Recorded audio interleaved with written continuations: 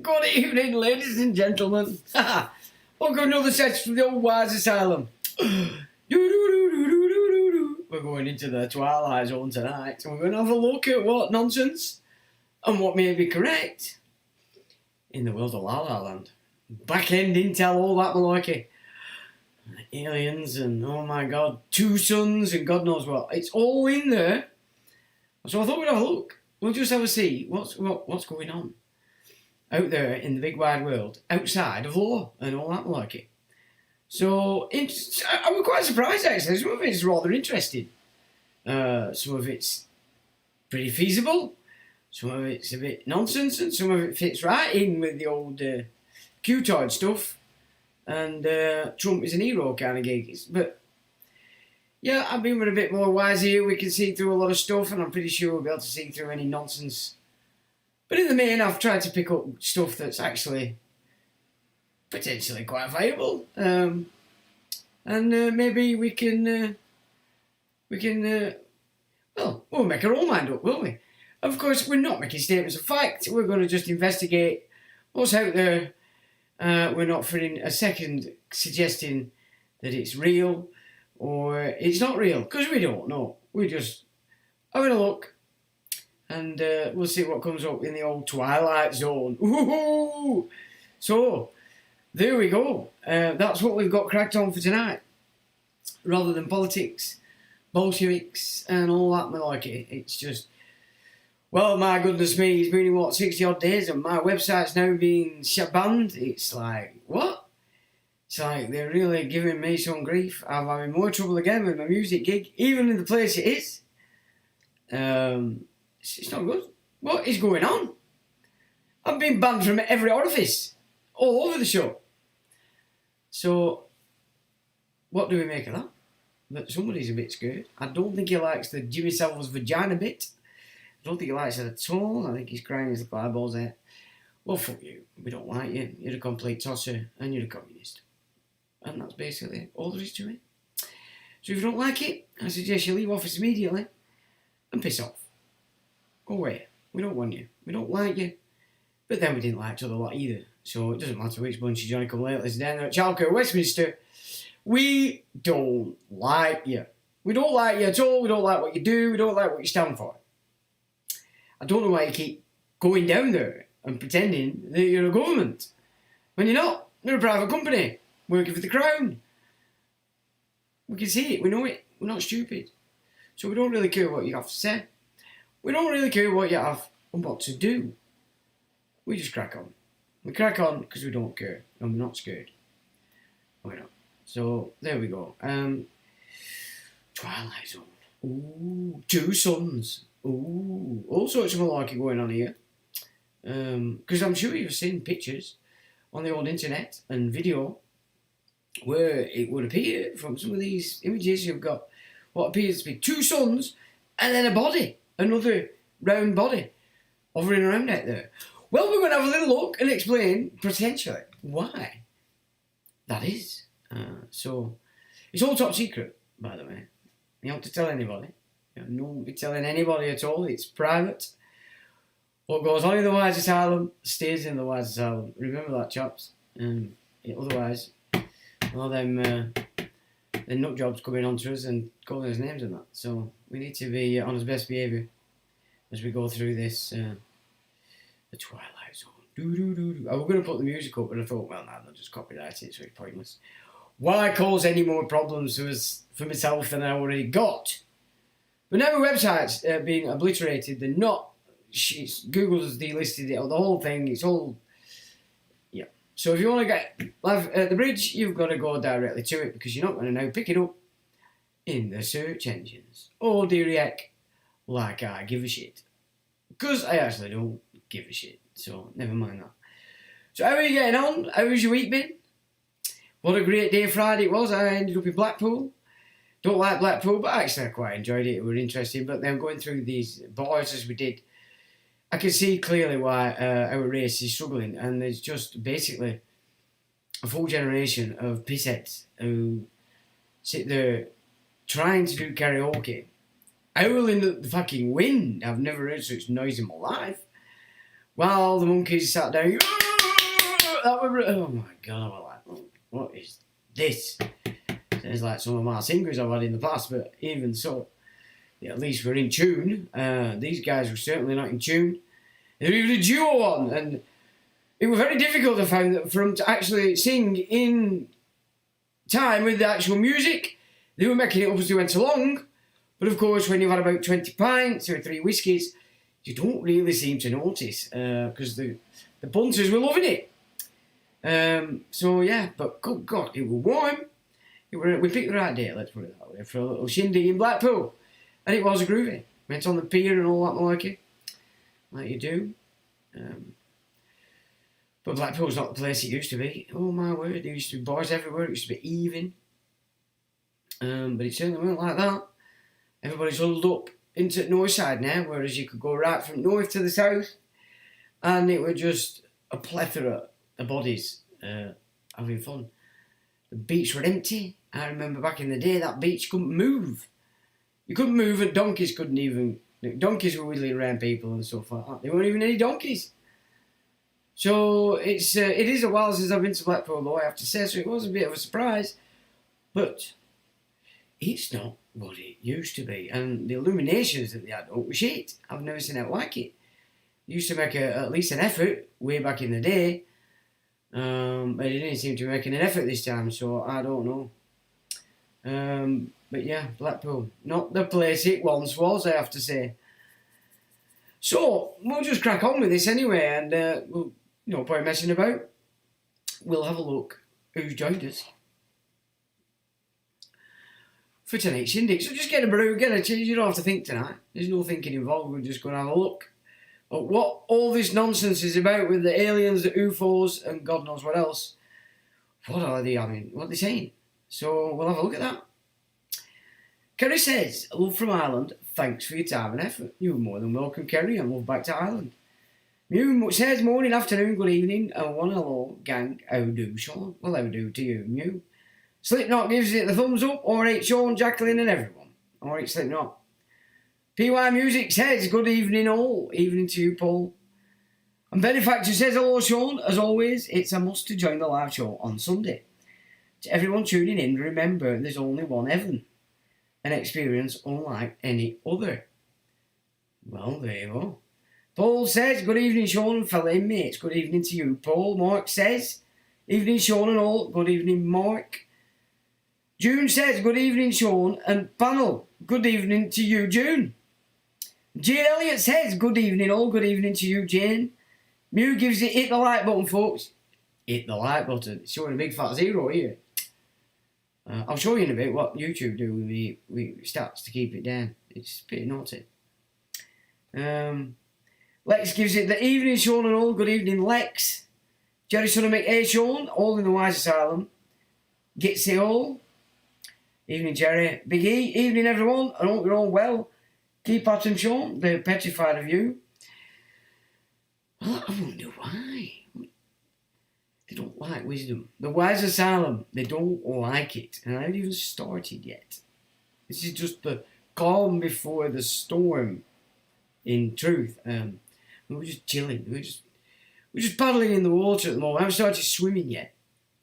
But I've got a little spark you know, underneath, in between your tinkle and your bum, and it's like getting bigger.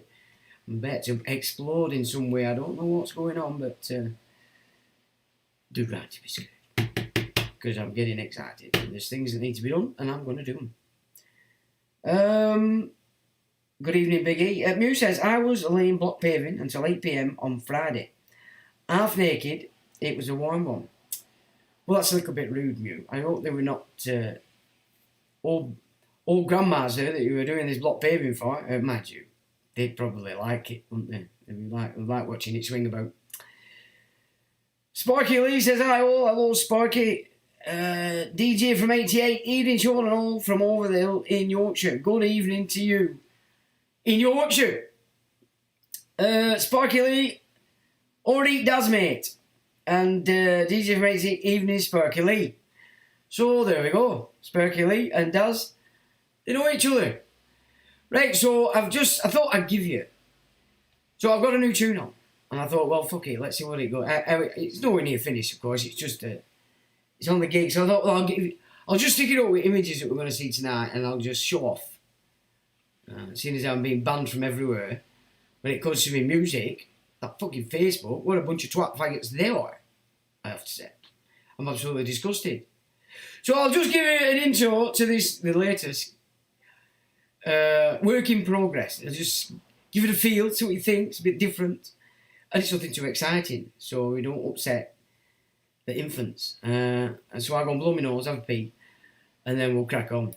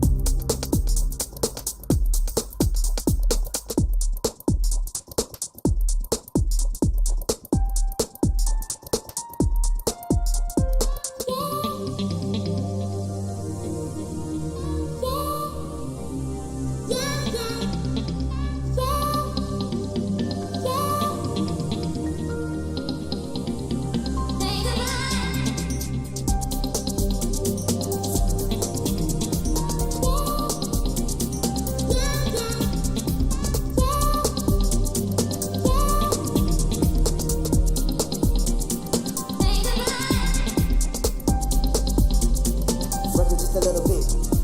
Work it just a little bit. Work it just a little bit. Work it just a little bit. Work it just a little bit. Work it just a little bit. Work it just a little bit. Work it just a little bit.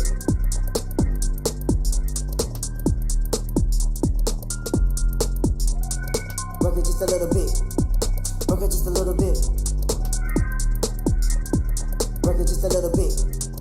Work it just a little bit. Work it just a little bit.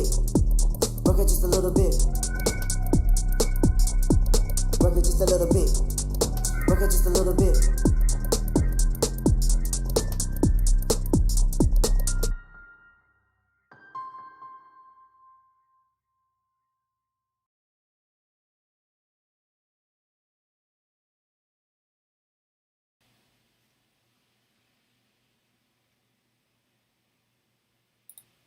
So that's just a few of the images that we're going to be looking at to give you an insight. So when you see them now, you'll think, oh, what's that all about? Well, we're going to tell you. So, without further ado. So I put this together the last couple of days because I thought, it's quite interesting, some of this stuff. And it does actually fit in with a lot of the stuff that's about and have been about for quite some time. Now, it all falls back to a Hopi prophecy of the blue Kachina, which is the second sun, or actually, as they call it, the real sun, and that the yellow sun that we see every day is actually a construct created by the elves way back in the mist of time as a sort of portal. But there's definitely been some strange things going on with the old sun. Not that I've noticed any of these other bodies around it, etc. But I've certainly seen a lot of videos that appear to be taken just by normal people. So, there's definitely things going on and things afoot. And within this, we might get some idea of what's potentially going on in the old background, if you know what I mean. So, the Hopi Blue Kachina, I've titled it, and it says there are two suns, the yellow and the blue. The second sun is called the Blue Kachina and is a real star. The yellow sun was created by the elves. Now, this is a depiction of how these two suns play out in the wider old galaxy. So the one in the centre is the one we know, and the one at the top is what they call the Blue Kachina, or as they call it, it's a real star, and it's actually the real sun for this solar system. Not so much our little enclosed solar system with our planets, but if you're to say there's a wider solar system that's still classed as part of ours, then this is what they're sort of saying. And from the centre, if you go to the left, you can, I don't know whether you can actually see, but you've got Venus, you've got Mercury, you've got Pluto, Jupiter, etc. And they're all around this central piece. But the real sun, they say, or real star, is up there at the top of that triangle. And then I've got, this is a little bit of a clearer picture of it. And there is what they're presenting as this two sun gig that we live in, as it were. So I thought, okay, fair dues, there has been some strange things going on. Maybe there's something in that. As there are many planets rarely seen with the eye because they move with such speed. These are known as exoplanets. There are said to be around 397 of these planets that are not of our system, but that there are always new ones coming in, and some leave through a Stargate into our planetary system. There is said to be a council of 12 from the Andromeda system, and that they are the ones who brought in the exoplanets to operate against the Draco. So basically what it's saying is that there are planets that are all over the shop in our outer sort of atmosphere. Planets, not ships, planets, But they move at such speed that we can't see them, but they get captured on some of these high-resolution satellite cameras. And that once the Draco entered this system, obviously they're not a very nice bunch of people or critters, and of course they've been doing battle with lots of different races for like millennia, and because they came in here, then this council from Andromeda system opened a portal, started to pull in these exoplanets, which are full of well, people and things that live on them, and they're all here to play a part in this game, as it were. But of course, in most cases, they don't actually get involved unless you raise your frequencies to whichever group operate on the frequency that you sort of resonate with. So it says the Draco are very naughty, which is what I've put. Now this is presented as an image of one of these exoplanets, and it looks a bit like Saturn, but it's not Saturn.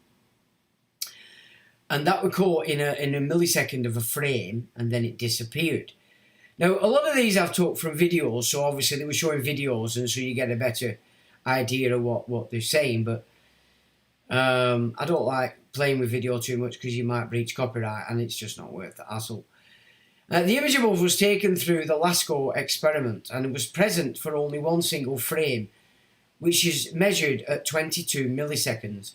So that were there for 22 milliseconds, and then as soon as the next millisecond, gone. And that there are 300 and odd at any given time of these planets, different shapes and sizes, all over our shop, whizzing around, so we can't see them with the naked eye. But they're there, according to this stuff. Now, there's in these frames, there's all these milliseconds, and there's 12 minutes between these frames of these satellite cameras. So I'm not 100% what that actually means, but it means something. Anyway, now basically that's the image here that we're all taught at school, wherever you go, about how our solar system works, and that everything's going round and round and round in that order.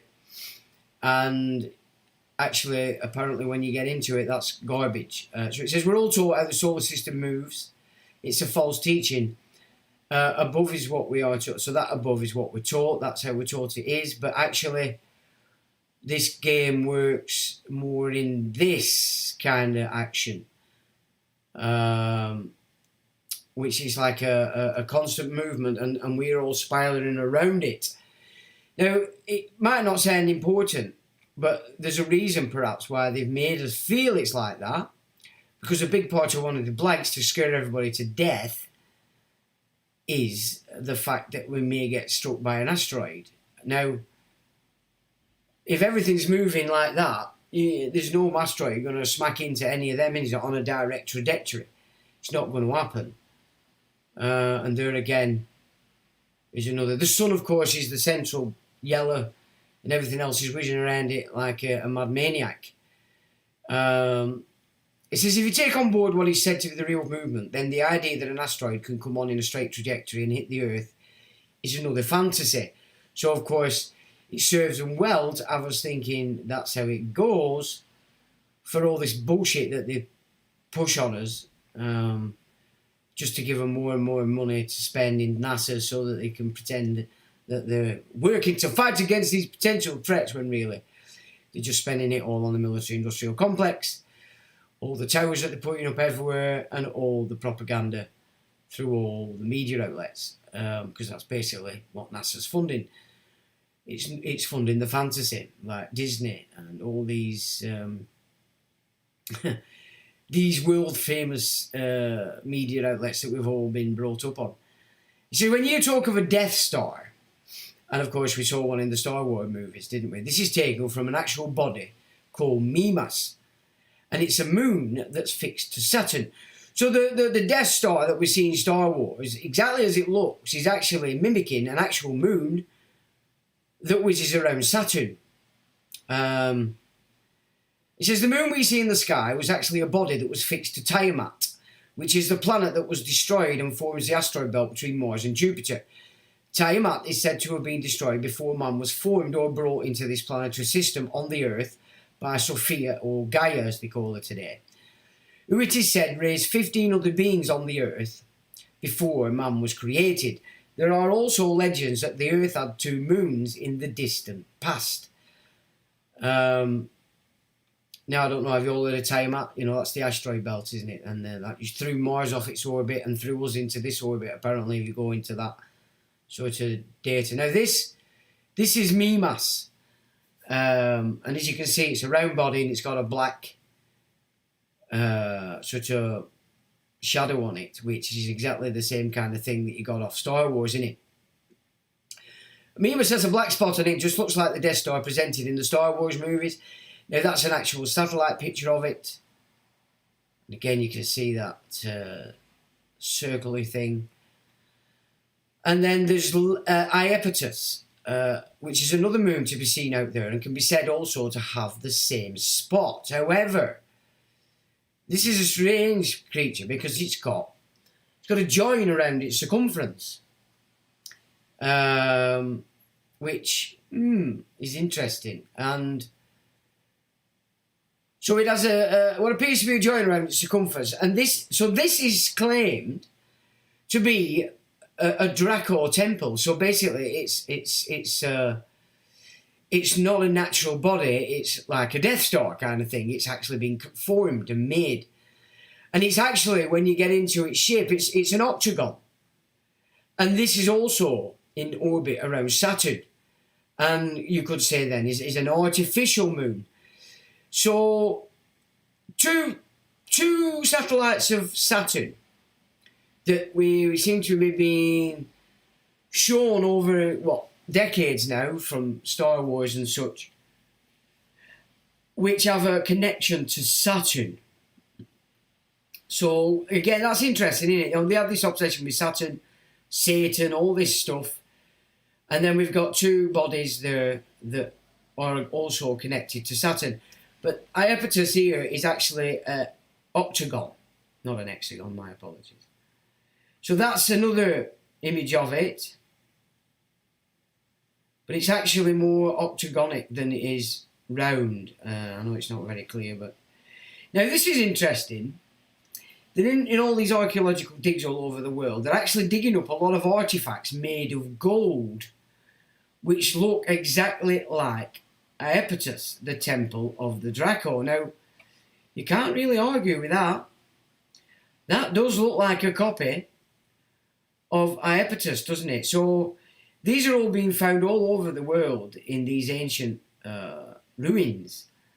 So, at some point in time, either this thing were in our orbit and worshipped by a times past, which we know the Draco had full control, through their control of the Anunnaki, or Anuna as they were called before Zechariah Sitchin put his little oar in. So at some time in the past, this Iapetus, which is said to be a construct, was worshipped and known, and they made a lot of gold bowls all over the world. These are found, by the way. So the artefacts are being found in many ancient archaeological remains, with the suggestion that this was at some point in history orbiting the Earth, perhaps when the Draco had full control over the Earth before the Council of 12 brought in their own to counterattack the power of the Draco. Perhaps. Now, again, this is a more scientific inspection of this Iapetus, and as you can see, it's not round. It's octagonic and it's hollow, they're saying, when they look at its mass, when they've scientifically applied whatever they do to it, it's actually hollow. And the mass of it, as you'd expect it if it were a solid body and natural, just doesn't add up. So it's definitely a strange creature thing, and it's whizzing around Saturn. Iapetus' orbit is the long white line in the image below. So this is basically how it orbits Saturn. Now on the left you've got, it's 900 miles wide, this thing, But the longer white orbit that you can see whizzing from corner to corner almost, that's the orbit of Iapetus. Now, in the centre where you've got another orbital, that's the normal range of all the other moons that are going around Saturn. So it's quite distinct, isn't it? Not only in its peculiar shape, that its mass isn't correct, but it seems to be in an orbit that's not natural to natural bodies orbiting the planet Saturn. So it would presume it's self-propelled in some manner or something like that. So interesting, and that were a 2006 image, the Enterprise mission. The movement of Iapetus is offset and said to be a strange orbit when you consider that Mimas has an orbit to be expected from a natural moon. The smaller central white orbit shows the orbit of Mimas. Planet X we get to now, because again this is another body. And this is below. Is said to be 1/10 the size of our moon and is in an orbit of the Earth that, like Iapetus, is said to be a fake planet. It is said that Anunnaki and Anuna drive this craft. It is said to be a planetoid and it's smaller than Pluto. So that's what it looks like as an image from satellite, or it may even be from the Earth. Just notice how it's got a structure to it that's shadow light, so it's obviously not a full round thing. And it gets more sinister, this Planet X. And bearing in mind, everything's X now, isn't it? You've got Twitter board moving over to X. But just look at where they're actually symbolising this. Because that makes you, okay, yeah, look. So they've got a symbol of it outside the Vatican. And they've got one outside the United Nations. And one at Ground Zero, World Trade Center. So this is representing Planet X, or Nibiru, which is the Draco, or the Anunnaki. Or rather, the Anunnaki was sort of a breed of the Draco down here, who we know today as the Giants. So that's very interesting, I just thought. They're definitely up to something, and they're definitely showing that they're pretty much in league with whatever it is that's driving that thing. So we're looking at occult stuff here, aren't we? Symbolic monuments across the globe. This also works with Astana in Kazakhstan. So again, the Kazakhstani symbolism is referencing this. This twisted shit. Now, below you now is an image said to be when it was in orbit of the Earth, because it's not there all the time, apparently. So this is actually an image of it, I think around 2016. And I think it's from the US. And that is said to be Planet X, or Nibiru. You know, I spoke with guys back then that live in America, and they said they'd seen it quite a few times around that time as well. And then there's a link to the report I've got about Kazakhstan on the website. So obviously I'll put this PDF up under the video. Now this is again taken from Illinois in America in the daytime, and that again is said to be Nibiru, Planet X.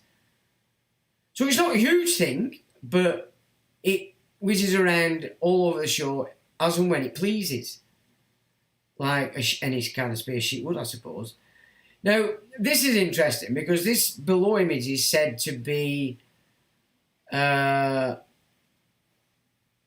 Draco ship being blown up. So there's a major war going on out there, and actually on terra firma that people are just not aware of. So that's said to have been a satellite image capturing an attack on one of these Draco ships, and that's it blowing up, and that there's another ship down below it.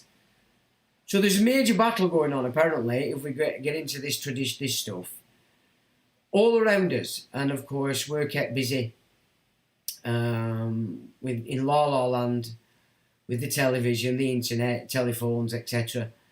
And apparently this is going on all around us, and we don't seem to be paying attention.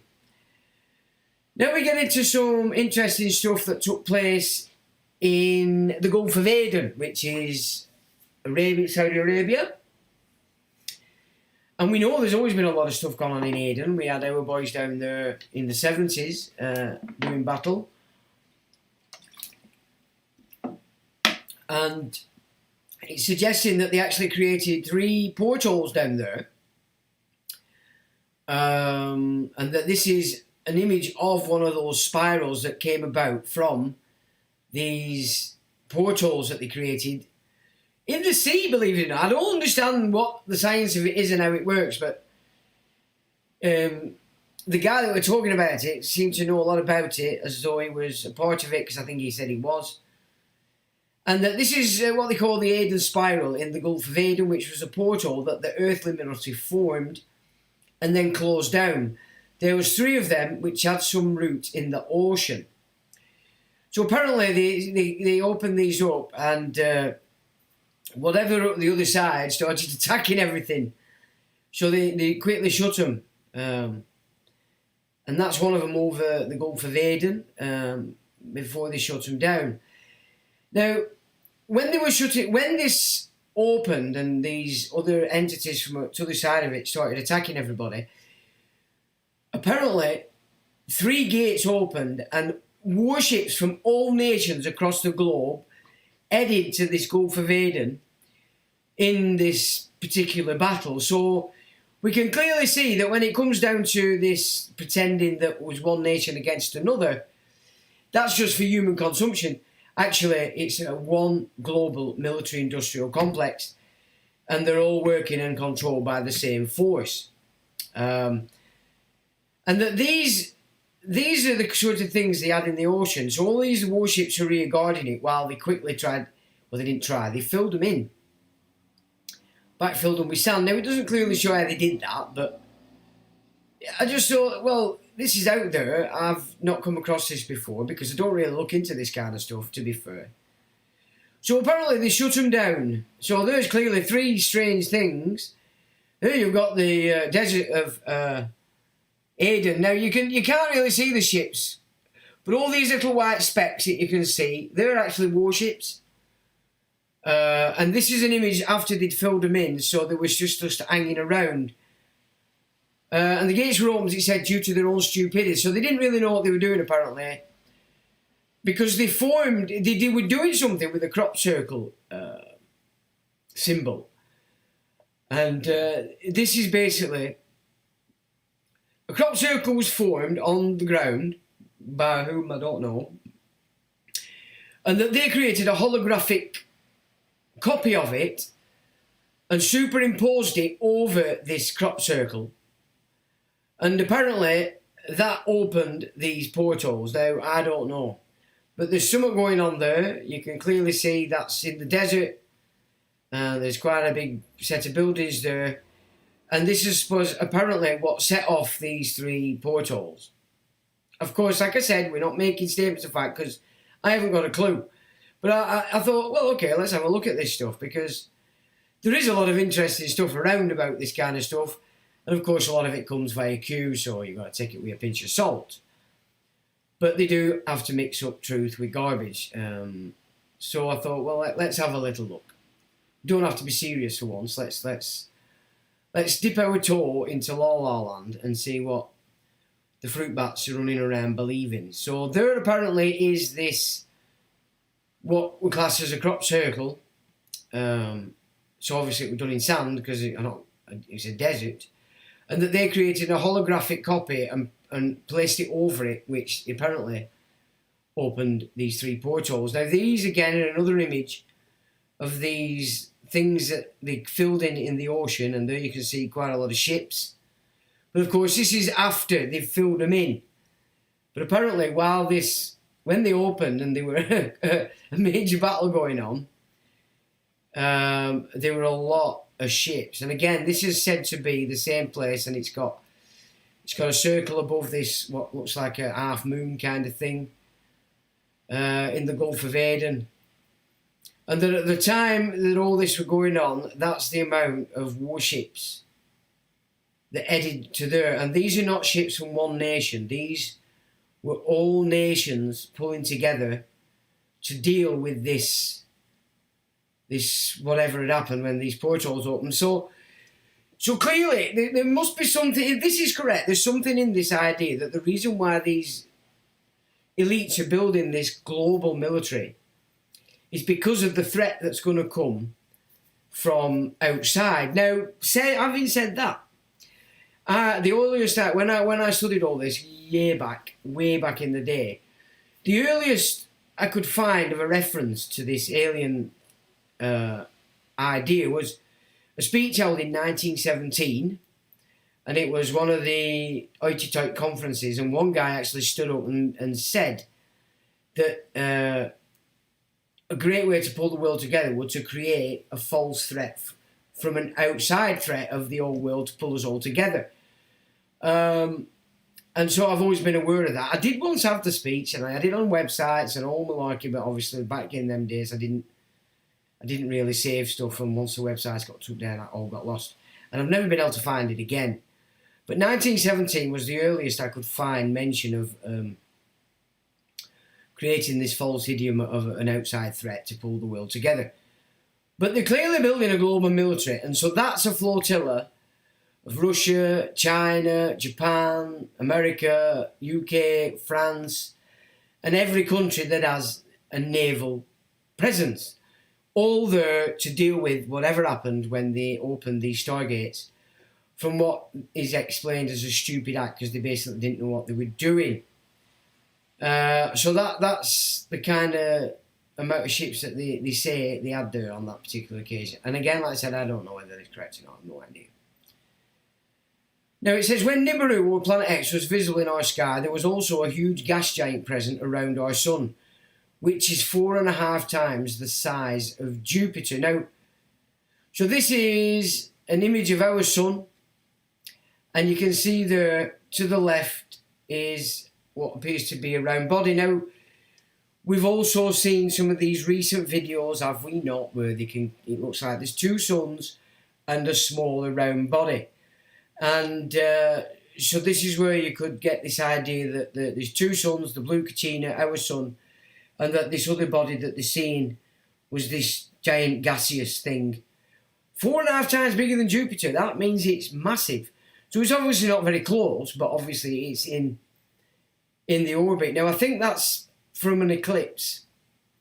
And I did say, I mentioned a few live streams ago that I looked at some stuff that suggests that there's actually some hidden planetary bodies in our solar system that we can't see. And the only time we can see them is when they actually obscure the sun or the moon or other star areas of the sky. And that it's been said that it's these bodies that actually form the eclipses and not our moon. Now, I don't know whether that's correct, but once I'd seen that, that's what started set me off lately to look at some of this stuff, just to see what I've not looked at and missed.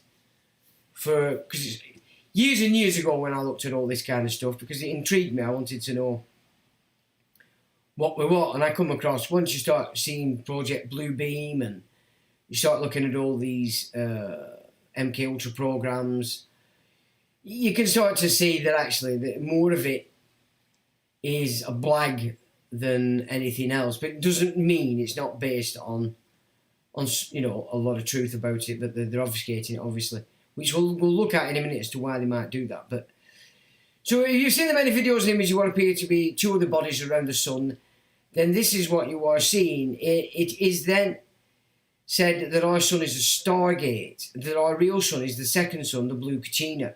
The space forces of which they speak are playing in this arena, and yet we Earthlings are blocked from leaving our uppermost atmosphere. I wonder why. So, I don't know. I think there's just a lot of wind and piss in this. I think what they're actually more worried about is the effects that these shifts in frequencies that the Earth is going through and going to go through, as it relates to how it's going to affect certain percentages of man. I think that's where they're most afraid. It's not so much projected out there in the outer realms, but they're more afraid of what's coming in relation to they're going to lose control whether they like it or not, unless they can achieve what it is they're trying to achieve through chemistry. So again, these are said to be exoplanets that exist out there, but they're fleeting, they're fast, they're quick, and you don't actually get to see them. They're stationary or slowly moving like you do with the close planets to ours, but that these planets all have life on it, and they're all in here to basically prevent this place falling again under the spell of this these Draco freaks. So that's again saying there's a lot of exoplanets around the sun because it's a Stargate. So they're saying that this fake sun that we have is actually a Stargate, and that this is where they come through. We've always gone above our heads, in the way in which those operating for and against this earthly realm make contact with man is through the various testimonies of many people classed as abductees and such. However, it is thought that the majority of such experiences are the dark aliens parading themselves as the good ones, hence the old term, evil will come as an angel of light. So basically what I think I was trying to get across there is that the only real evidence we get from this, if you can call it evidence, is testimonies of people that claim they've been abducted or claim they're in contact with, etc., etc. But, and then you've got Project Bluebeam and all these. We know they've got craft that work on anti-gravity, so we know this. Hitler had them. That's the Foo Fighters set up. We know he had that then. It's just the knowledge or the science that they don't want us to see. This is the point at which the game becomes interesting, because the story, especially today, from which we are more aware of the hidden technological and biological games playing out all around us. Now, so below here we've got what we know as El, or the Elohim, but actually it's an Anunnaki. It's said to be the skeleton of an Anunnaki, and apparently these Anunnaki have specific differences to man. They're not man. They're not our forebears. They're not even. They didn't have any. They didn't play any part in creating man. Let's put it that way. It was more that these were created by the Draco to exist on here, so that the Draco could have power through these on the Earth. And this is way back. And apparently these guys came through a black hole and appeared all of a sudden. And more than likely are the fallen angels spoken about by Enoch that left their original estate. So apparently these Anunnaki were huge things. They were massive in comparison to man today. And there's a lot of skeletons being found everywhere. And Smithsonian, for the last century, have been busy hiding the fact. So our current form was taken from above entities. She, Sophia Gaia, used DNA from that and from herself, and also from the ancient elves as an upgrade. So basically, actually I've wrote this just quickly. I haven't really, and I didn't even get a chance to check it, so it probably doesn't make sense, but I can narrate it a bit better. So basically what they're saying is that way back in the midst of time, Sophia, or Gaia as they call it today, on this earth was dealing with 15 other species before man was created, before she created what we know as man. And that ultimately what she's been trying to do, they've been trying to create an entity that can self-ascend, that can ascend within itself without needing all the outer, what appear to be entities, so that we can self-ascend. And that's basically what has been going on down here. And that this Draco, their job is to stop that. And that's what they've been doing to prevent that from happening. So basically they're ruining the game at every opportunity they can, and trying to take over this place again for themselves, because once upon a time they took control of it. But then in Egypt there were a major rebellion, and the Egyptians killed all the Anunnaki, wiped them off the face of the earth. And that works in sync with what, if you remember back a couple of years ago when we went through the interview with the self-professed member of a ruling family, and he said they're not here anymore because they rebelled in Egypt and wiped them off the face of the earth. So man rebelled and killed them all, knocked them off. And of course, it's the progeny from those times that have made up our elites of different factions all over the place. And they're always trying to recreate the energy, the power that they had, that the Anunnaki actually had. So, and it works in sync with what we've gently mentioned at some points in our live streams down here all the time. Just as our current form was taken from the above entities, but actually that's incorrect. As I went through it further on, that is not actually correct. They had nothing to do with man in its formation. It's just the Draco created them more, you might say, from our genetics. So Sophia was using DNA from different species of the 15 that she created before man. And that 12 of those 15 species that she'd created became seed stock for this new form called man. And that man was said at that point to be the final stock. So they were quite happy at the time that actually they created a good egg in man, and that just by keeping it in good order, it would actually achieve, maybe through evolution, I don't know, genetic engineering, it would become a species that could actually self-ascend. So that's basically what Gaia's been doing. Because if you get into the original stuff of Gaia, she created a demonic creature by going against the natural law. And it looks like this, she's been trying to make that right, apparently. So that's, then you're into the Gnostic kind of data there. So there were 12 seed stocks before man came, and man became the 13th.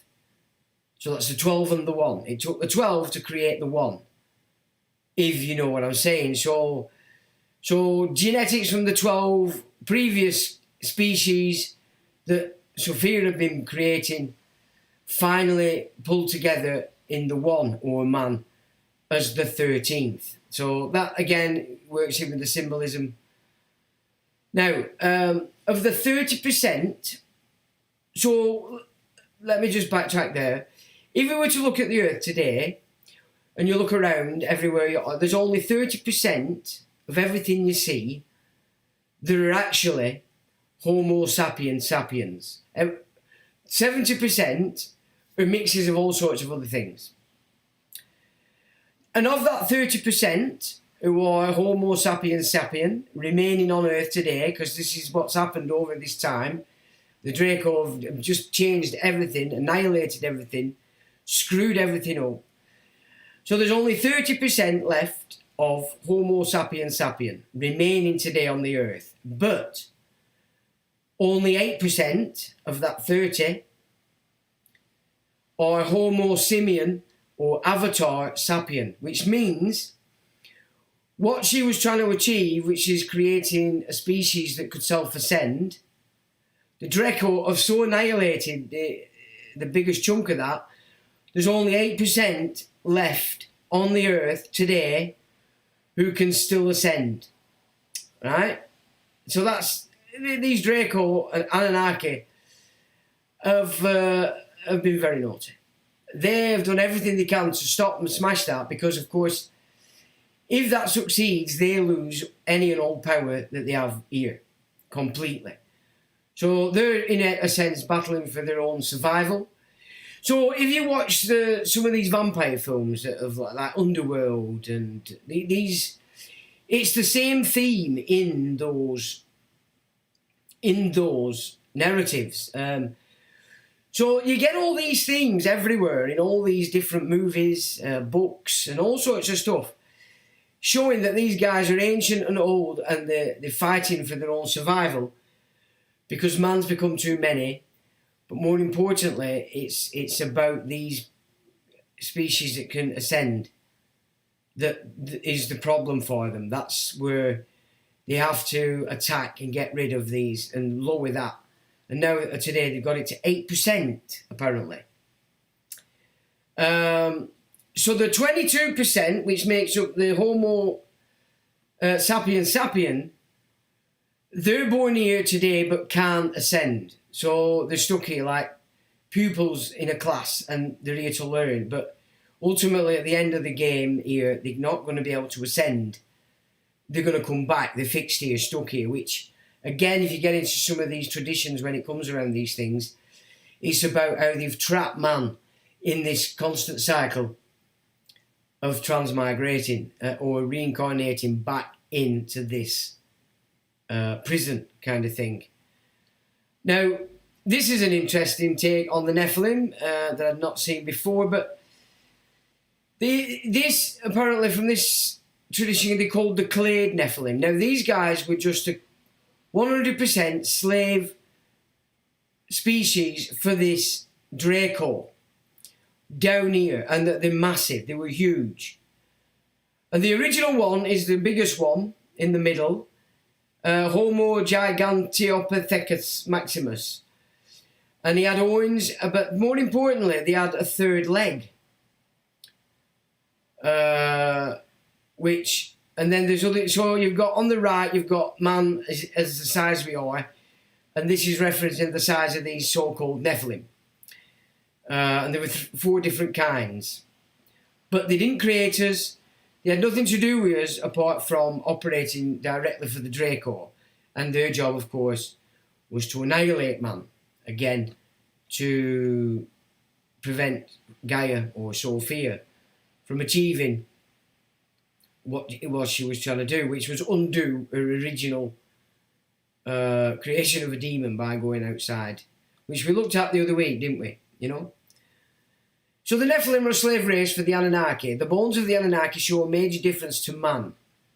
So when these skeletons, when they pick these massive things up, they're totally different to us. Even though they have the same, they're hominids, they're nothing like what we are. So the bones of the Anunnaki show a major difference to man. The pelvic floor, so it's like that on us, it's at the back. It's at the front for these Nephilim. The jaw mounts differently as it does for us.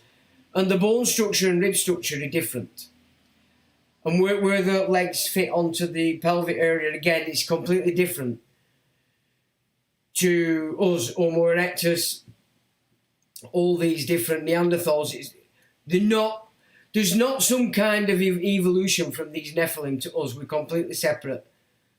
And every time you get these big things that look like us, they've been taken from our DNA, you might say, and formed by this other force that's trying to destroy us. So they're not our creators, and they did, however, overshadow some of the African races. So they did do a lot of breeding in Africa, interbreeding between themselves and the African peoples, which is why you get a lot of this garbage about everything started in Africa. They're talking about what they created. It's not... Man was its own thing way before this malarkey kicked off. So they did breed with the Africans, which is why the Africans in many cases are a lot bigger in stature than a lot of other races. So with the Africans, they did achieve this interbreeding. So look, here we are. And hence why many Africans are big in stature. And the Draco prevented the Anunnaki from breeding directly with man, so they wouldn't let them do it. But they did. They did do it. Now, it is said due to the danger that the third spiral that the Draco removed from the big portion of man could be put back in place. So another part of this tradition is that way back in the midst of time, when they were undermining man, they removed the third DNA spiral. And that created a big problem for DNA in and of itself in relation to rebuilding itself correctly, which is why they did it. And it also shortened our lifespan somewhat as well, is what they're saying on that tradition. Now, here again, you've got another... But you can see the fleur of the pelvic bones are on the front side, not the reverse. And so you can see where the legs bones hit the pelvis. Nothing like us. The jaw doesn't connect to the skull the same. And the rib structure is completely different as well. So although they're hominids, they're not actually anything to do with human. They're not man. Well, forget human because that's a construct, but man. And so above is said to be a skeleton of the Anunnaki. Now below, this is said to be an example of when the Anunnaki did breed with man. And if you notice, it has a tail. And we all have monkey bones, don't we? So they were saying that that is actually the remains of when they did actually breed with man. Now, it was the aim of the Illuminati to slow release this information with their version. So the Illumined elect, or the Tudor group as they call it, it was their intention to release this in their way, slowly. So obviously, says, which like the rewrite of the old knowledge in the captivity, which gave us the Old Testament, they would position themselves as top of the tree. So I've said many times, haven't I, that the Old Testament is a rehash of much ancient, older knowledge pulled together in the captivity in Babylon, which placed this bunch that called themselves the Judahites over and above all the tribes and clans that existed in Egypt that we call today the Israelites. There's not really much evidence archaeologically or anything else that actually there were a clans at 12 tribes classed as Israelites. But then Israelites, Isis Ra'el, big connection to Israel, to Isis Ra'el in the word Israel. But it was all reformed in this Old Testament, and then they created a temple, didn't they? The Second Temple. So they were recreating a new system of belief for the future in Babylon, putting themselves on the top. Now, of course, if the Illuminati were releasing this stuff slow, they were obviously doing it for a reason, and that would be so that however they were going to work it, they came out on top. They came out as the heroes. They came out with the old bloodline connection like that they did with the Old Testament stuff, to put one group above all others and have them accept it. So that's what I would suggest is why the Illuminati will be slow releasing this stuff. And things like the Smithsonian Institute and other academic brain drains have played a big part in this by covering up archaeological finds. This we know. Methodism introduced the idea of dinosaurs when there's never actually been a bone found that is actually could be a dinosaur. They just make it up. They make it up, and in real terms, what they've actually done is use the skeletons of birds to recreate these monsters, and it's the reason why they spent billions on it in the last 20 years. When the BBC, if you remember, kicked it off to program our kids with this dinosaur fantasy. So it all backs up this theory of evolution, which is pure garbage. You know, we are all created. So everything down here is a creation, not evolving. It's created by some form of genetic manipulation. And that's what they've been trying to hide. And again, you can see, because that's all part of the Illuminati slow release, you can have to see that as big part of this fantasy, to put them on top in this for this next age, like they did when they formed the Old Testament. And it obviously worked back then, didn't it? Until the man came along and put things right and demolished the Second Temple and all the shit that went with it. So, however, in the past 100 years, there have been many breaches of this agenda due to the enormous amounts of archaeological finds outside the grip of the Illuminati. So because of the universities, for like a 100-year period, maybe 200-year period, pretty much having their own funding, license to do, there were a lot of archaeology going on outside the grip of the Illuminati. Or at least in the immediacy of it, of the find. So they'd find it, but then in would come the Illuminati, take it over, whisk them off, and take it away. But there's been a lot of this private enterprise archaeology in which we got glimpses of, hang on a minute, the way they're pushing this is garbage, it's nonsense. And so that's been a bit more difficult for them this time, whereas last time they I don't know how easy they had it with Babylon and that when they did the Old Testament, but it's the same gig that they're doing again. They're preparing this new script for this new world order that keeps them on top and you enslaved.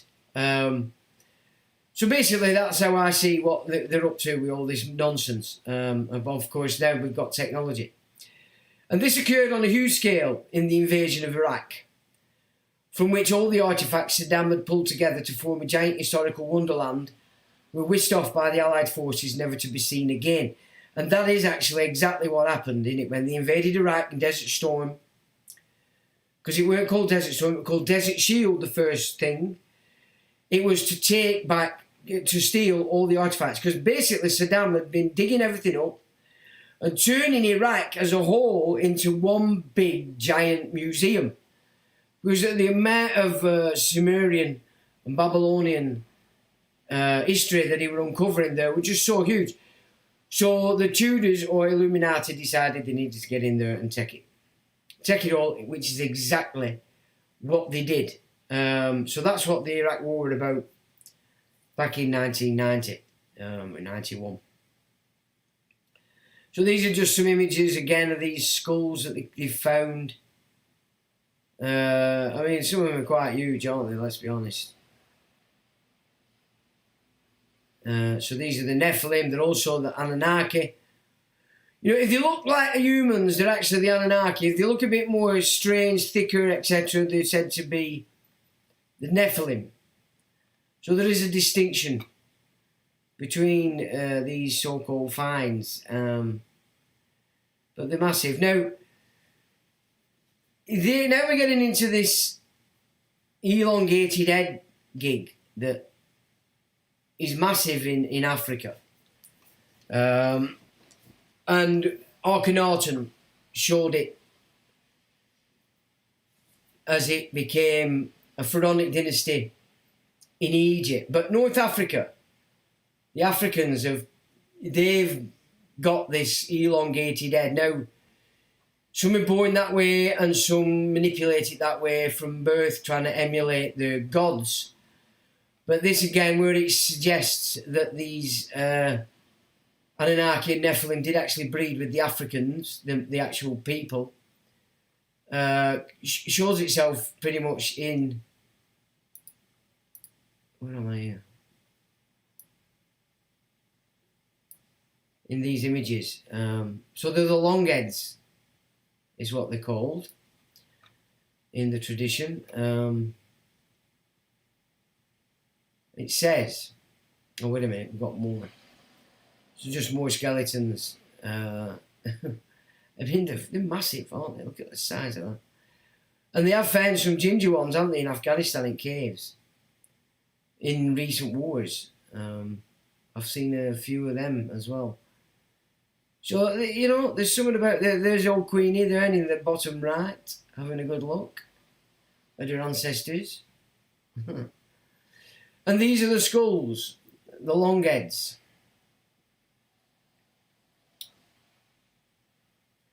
Now it says, above is an example, it is said, of the breeding between the Anunnaki and the Zedans, which were another extraterrestrial race. And the Zedans being another race from another planet that the Draco had taken over. If we are to look at the representatives of this elongated long-head fruitbat race, we are looking at the Zionists or Khazars, right? So this is the kind of how we're seeing it today outside the breeding that they did with the Africans. So it's a trait afforded to these Khazars, these Asiatic peoples, so not just Africa, and that these people have had a base down in Antarctica for a very long time, and that Hitler were actually, that's where he were dealing with these hybrids when he started to move a lot of his stuff down into Antarctica. The Anunnaki were kicked off the planet in a revolt in Egypt, hence why the self-proclaimed number of a ruling family made it clear that the Anunnaki were no longer here. So that's the interview we looked at a few years ago. So everything we know about Egypt is a fantasy born in the rehash of the old knowledge by the captives in Babylon, who formed that knowledge placing themselves at the top of the tree over and above whomever the Israelites are. And that King Cyrus emancipated that cult in Babylon and allowed them to build the very temple that the man we know as Jesus came to destroy. And, you know, so you've got this hybrid race that we would say today, political system is Zionism.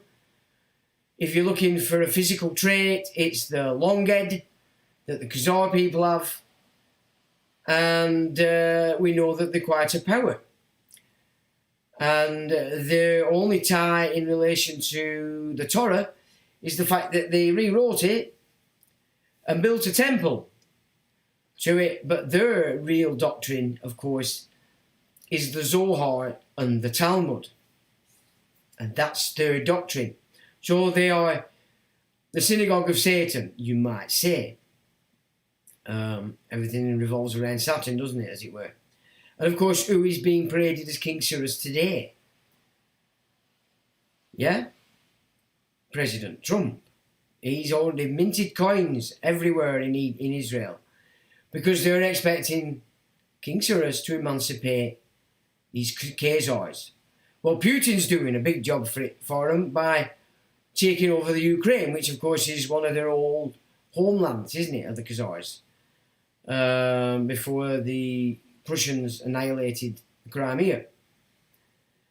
So in essence, what is not so much recognised by the masses, whatever level one perceives oneself to hold, is the fact that today we stand at a precipice indeed, because what was a successful endeavour during the time of the captivity and the Draco managing to fuck the world is being scuppered at every level because of all those nutty conspiracy theorists.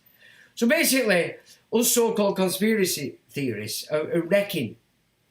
We're wrecking the fantasy, their ability to hold this story and fix it by all means. So, you know, they call us conspiracy theorists, they call us tinfoil hat people, they call us all sorts, when really all we are is people that have studied certain subject matter in depth and come up with a completely different answer as to that's being presented by so-called academics. And so we get labelled conspiracy theorists. But obviously, it's not good for a life. You're casting a spell. You can't have the spell being undermined over here. Because the spell only works provided the people it's aimed at are fooled by it. They don't see outside of it. Then the spell works. So the Illuminati are busy trying to drip feed all this in a manner that gives them full control of it. And us self-taught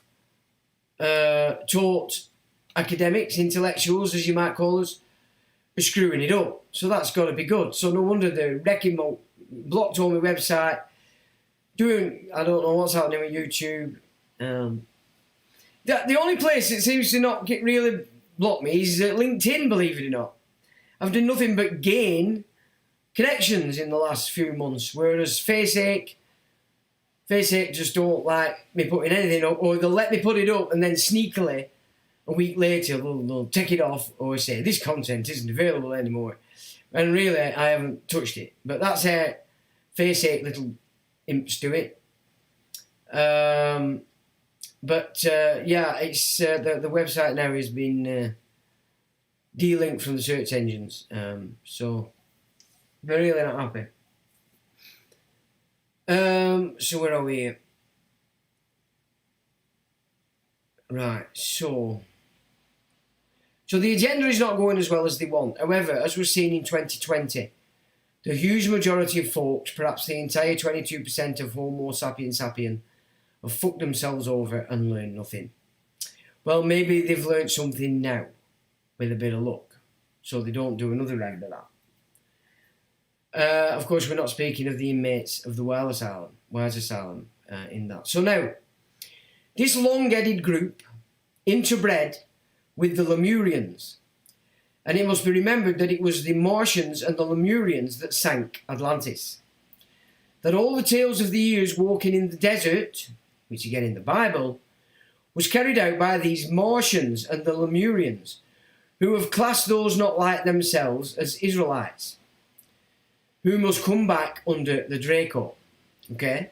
So basically what they're saying with that is that the rehash of the Old Testament, as we know it, has been, it was actually these wanderers in the desert, was this Martians and Lemurians rebreeding hybrids in the desert. And this is why they were in the desert, so that nobody else could see what they were doing. And they were creating a race that was isolated in its own belief system, hated everybody else, and didn't trust anybody else. Where have we seen that before? And it says, so then we get into Moses. Now Moses had the mark. He was not of man. He was not of man. He was a hybrid. And he admonished one of his sons, didn't he, when he saw him. When he was pissed. Now this was exposed by one of his clan who was admonished by the same. All the fantasy storytelling is the rehash carried out in the captivity in Babylon, reposting the Draco and their cohorts on top for the future millennia. So that was all being done back then so that they could take control right up to our present time. But of course the man came along and fucked it up. Yeah, he completely screwed it up for them and wrecked the temple, and they had to start again. So that's your story of the gospel. Now whether you believe in it or not, whether you accept it was real or not, it doesn't matter. The fact is, an upgrade came into the place, the world, and changed things. Changed the game that had been formed in the captivity and then carried out and administered through the Second Temple. That's what's basically being said here. And those that were wandering in the desert weren't Israelites at all. They all sodded off out of Egypt and become the Greeks and become the civilization in Spain. They'd become the civilization on the Albion here, and Ireland, and North America, and Scandinavia, the northern tribes. That's who we were. And they were doing the wandering around, because when they sank Atlantis, that's where they went, to the desert. That's where they ended up, out of the way, and kept it that way because they were rebreeding a new hybrid race. And of course, today, when you get into the overall narrative, these people want the earth to themselves. This is that mindset that were created in that desert game by these hybrid, the Draco and the Lemurians. That's what they want. That's exactly who they are, and that's why they think the way they think. They are separate, and they have long heads. And we know them as Khazars. We know them as some of these Asiatic Mongoloid races. And a big chunk of the African races as well. I mean, you're more talking about the Northern Africa, not Mid-Africa and South Africa.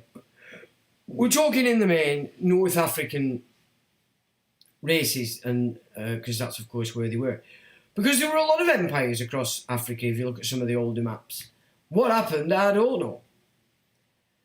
So, yeah, it's all about creating stories, games for the next raft of control into the next age. Exactly what these fruitcakes today that call themselves Illuminati, whatever they want to call themselves, are trying to do. But because of the way it's gone in the last 100 years, especially because of the private finance for a lot of these universities, especially in the United States, because, you know, they were private, a lot of them, they managed to do their own archaeology across the world, and this is how they managed to come up with archaeological evidence that went against this script of this bunch of fruit bats that are trying to grab control into the next age. So basically that's what they're doing. Again. So they went on to breed with the Africans, and in the last 1,000 years they interbred with all races, as described by Abe Finkelstein. Remember Abe Finkelstein, a big part of his blag, because they have the money, is that they were getting the most beautiful of all the races, the Italians, the French, the English. Yeah, because they're all stupid, these women. They're obsessed with money. So these longheads have managed to breed into all races now and hide that long head somewhat. So they're everywhere. This is what it's... So the Draco, the Lemurians are in everything now. They're in it all again.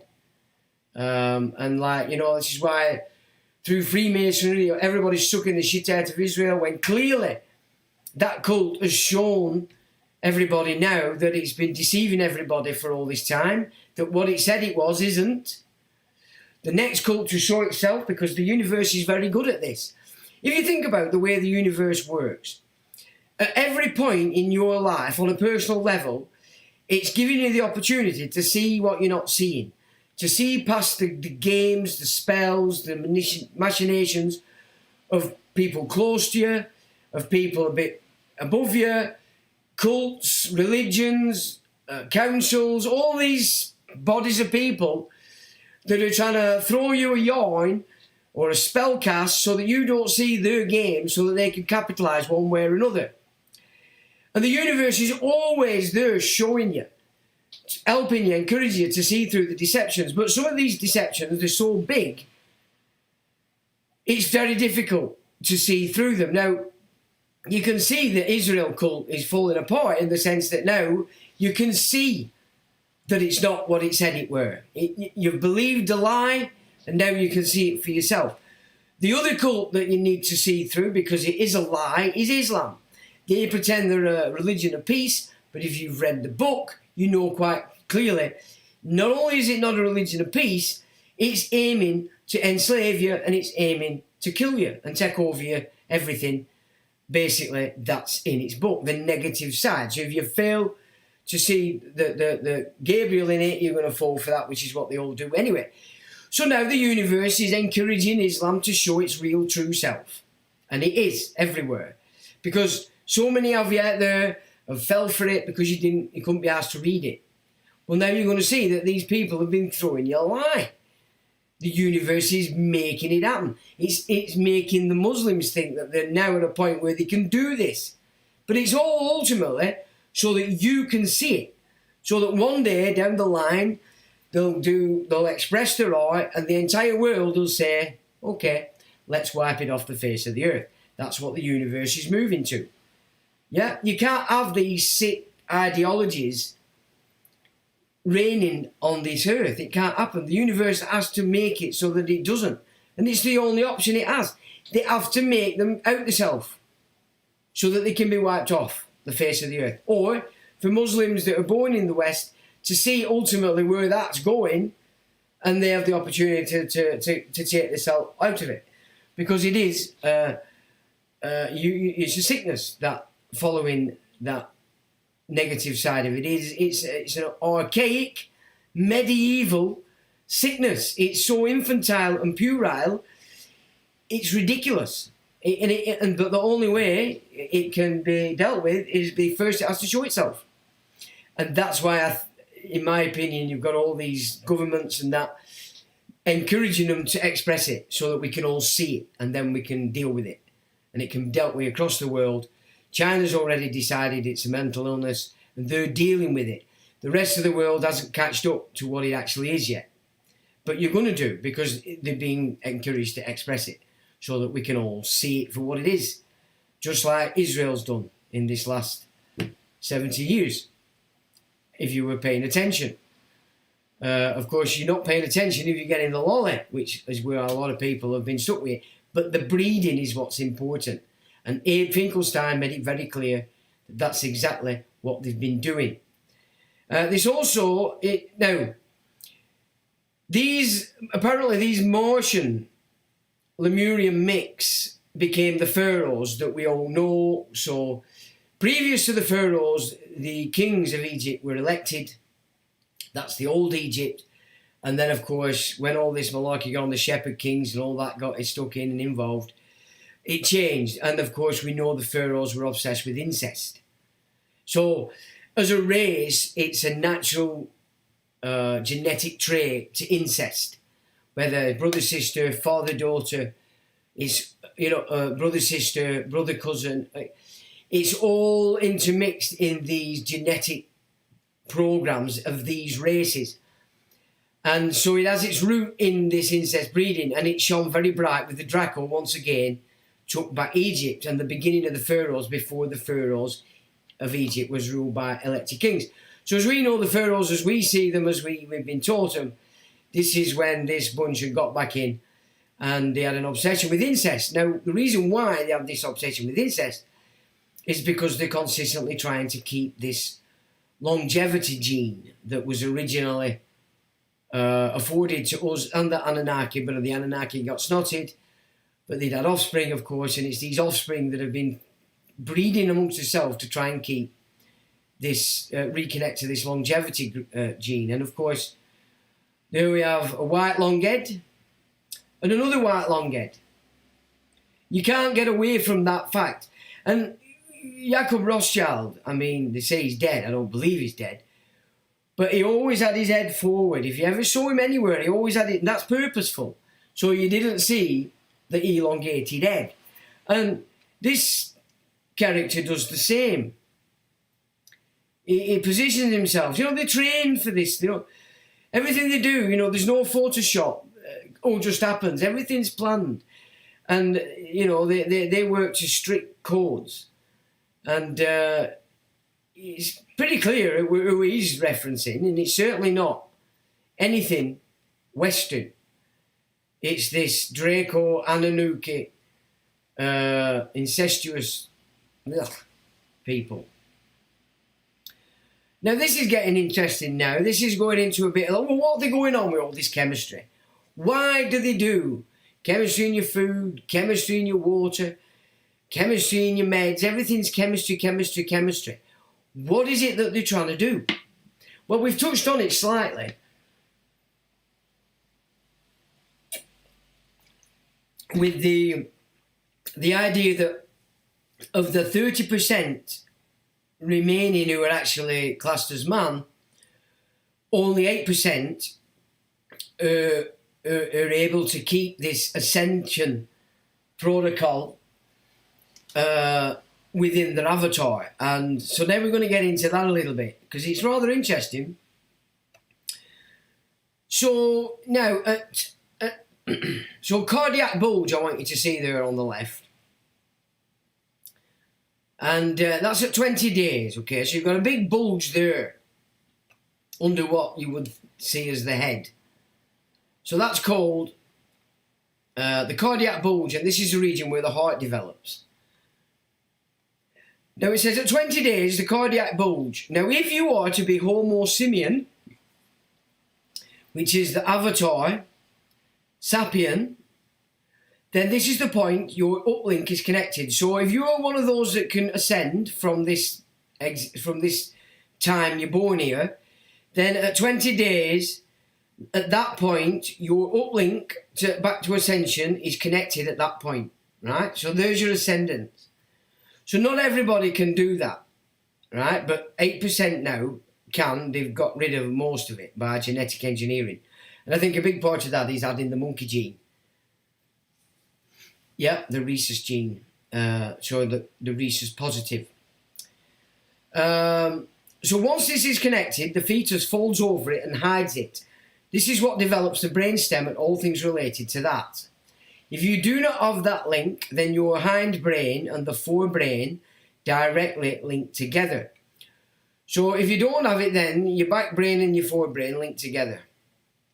And again, this is new stuff to me, so I don't really fully understand exactly what it's saying. But basically, that lump is going to determine at 20 days whether you're going to be able to ascend in this lifetime.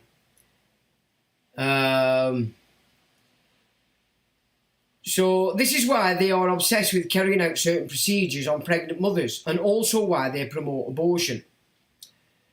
They are trying to rid the earth of the avatars. Well, it's perfect, isn't it, if they get the mother to do it? Mother to kill her own. I mean, how pathetic is that? You know? And so many, 42 million abortions, not last year, year before in America alone. 42 million, that's a war. That's the amount of people killed in like a Second World War. It's a lot, and mums are doing it. Women are doing it. I'm not saying males are not involved in a lot of the times, they are, but can you see what it's all about? Everything they do has an agenda, and it's all about getting you to attack yourself, to destroy your own capacity. And you do it. And if you don't do it to yourself, you do it to your offspring. You know? So I can understand this of the 30%, only 8%, because, you know, nearly everybody I know has let these demons stick shit in the babies. You all do it. Now for me, and it's always been, I can't understand. It doesn't compute to me why you would do that. There's something missing, in my opinion, between how I see this place and how you see this place. I just can't, it doesn't compute to me how you can do this. It really doesn't. So the Draco could not get past the RH issue. It took them until 1617 to work out a fix. So this RH issue was a problem for them. But in 1617, yeah, so we're looking at Elizabeth II's been, we had the Tudors on, James on, we got Charles, all this. This is that time they managed to fix something. So the god and the goddess of the negative side of the people that have had the Muslim religion forced on them comes from this brother-sister incestual race, according to this tradition, formed by the Anunnaki. Now, that might sound a bit, ooh, but we do know that it is a problem amongst the Muslim communities. It is a problem. It's not an hidden problem. You know, they're talking about it themselves. So what this is saying is that this is where it comes from. This connection to this breeding programs that went on way back. But of course, you've got to remember, everybody, we're born into what we're born into, but it's up to us as an individual. We can break free of it. Whatever it is we're born into. We don't have to follow these expected paths. You know, you're born into this, you might have to deal with it while you're a kid, but once you become a grown-up, you can go away and do what you want. We all have that capacity. But if you don't and you can't, then you're going to be stuck and it keeps going. You'll pass it on to yours and it keeps going and it keeps going. Now, this shows itself to some degree when you look at actually what this Kalergi plan is all about, because this is the quote from the Kalergi plan, and it says, "The man of the future will be of mixed race. The races and classes of today will gradually disappear due to the elimination of space, time and prejudice. The Eurasian Negroid is the race of the future. Similar in appearance to the ancient Egyptians, they will replace the diversity of peoples and the diversity of individuals." So this is why they're throwing Africans all over the place with the intent to rape you. They now need to get our boys, you white males, off to war, so that you females, stupid as you've been by getting rid of your dad, of your father's offspring, are going to be fucked. You're going to be at the mercy of these freaks, because you can see clearly now the government are not giving a fuck. If you get raped off one of these, it's not your fault, and he's not going to be banged up because they want him to do it again. But if your white uncle, husband, brother, or whatever shouts up straight spits, he's going up to prison. And they've announced this week that they're talking about anybody over 50 in prison is going to be put in a care home. We know what they do in care homes, don't we? Over 50s, right? That's Generation X. That's baby boomers, what's left here. Yeah? I mean, my generation, Generation X, I'm so disappointed. When I consider how we were in the 80s and 70s to what you've become now today, it's pathetic, really. Really, really pathetic. It's beyond my comprehension. So you can see that they want to get this long-headed race across everywhere. and that's the replacement. So first contact made by the Tudor group. So what we know as the Tudors, and I've shown in many live streams that actually the Tudors were placed on the throne here by the Stanleys on behalf of the Holy See. Holy See families, of course, making claim to be from Persia, so Babylon and the likes, yeah? That they were placed on the English throne at the expense of the Plantagenets. Now, the Plantagenets were no better, they were Angevins. But these Tudors were dark-skinned, very dark-skinned. You can see it in John of Gaunt. So his so-called father was a full-blown ginger, his two brothers were full-blown gingers, but all of a sudden you've got this dark, strange-looking fella called John of Gaunt. Same with Henry. Henry VIII were black, almost, what they hide. Now, that's not what people think either. We're going to get into that as to why black kids started popping up all throughout European royalty. It's not because the royalty was originally black, as is being taught to African black people and Africans today. That's garbage. There's a reason why that happened, and we'll get into that. First contact made by the Tudor group was in 640 BC. So that's how long this black nobility crew, these people called the Tudor group, have been going.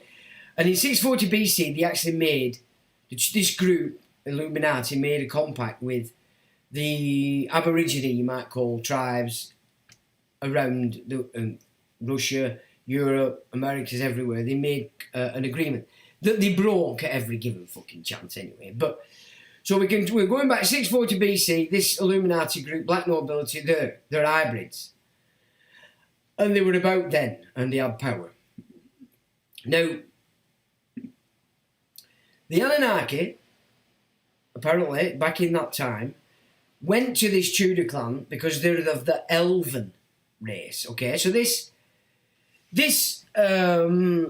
what we might call European royalty, black nobility clan, or of the ancient elven race. So you're into Lord of the Rings kind of stuff then, aren't you? So these Anunnaki went to this elven race and they wanted some genetics from this elven race because they were trying to reform their genetics or their hybrids so that they had longer life, like they'd done with the pharaohs. Because for some reason it's been disappearing and disappearing since the Anunnaki apparently took away that third strand. Now we're not making statements of fact here, we're just trolling through this data. So the Anunnaki wanted to ensure that these pharaohs at 640 BC had long life so that they could control their agenda for way past the lifespans of your average Joe. So they went to this elven group. Now the elven group had been fanning around with their genetics and they'd had some strange mutations. So anyway, they did it, they agreed. And that this hybrid mutation game was carried out in Ireland, our island here. Right? So they're trying to create this long life gene back. They go to the elven races and they carry out this hybrid game on Ireland. Right? The Tudor group sold them the DNA that had been damaged already by a mutagenic. And so this was when these degenerative genetics suffered by a lot of these royals that we know for a long time started to take place. So they were fanning around with their own genetics, interbreeding with their brothers, sisters, mothers, fathers, which they still do today. And they had a degenerative mutagenic condition. And so they gave this tainted blood to these Anunnaki hybrids. So what they started to do then, these royals, was they were trying to undo that degenerative mutagenic gene. So what they did is they tried first to take genetics from an African woman, right? Put it in the mix, which is why there were black kids popping out in the European bloodlines. It had nothing to do with African kings. This was to do with these bloodlines trying their best to undo this degenerative mutagenic gene. So they first tried it with African women, so then they had black babies all over the shop. But they weren't Africans, it was just that they'd used this genetics. Then they tried with European mitochondria. And then they tried finally with a Native American female, which I believe was Pocahontas. Okay?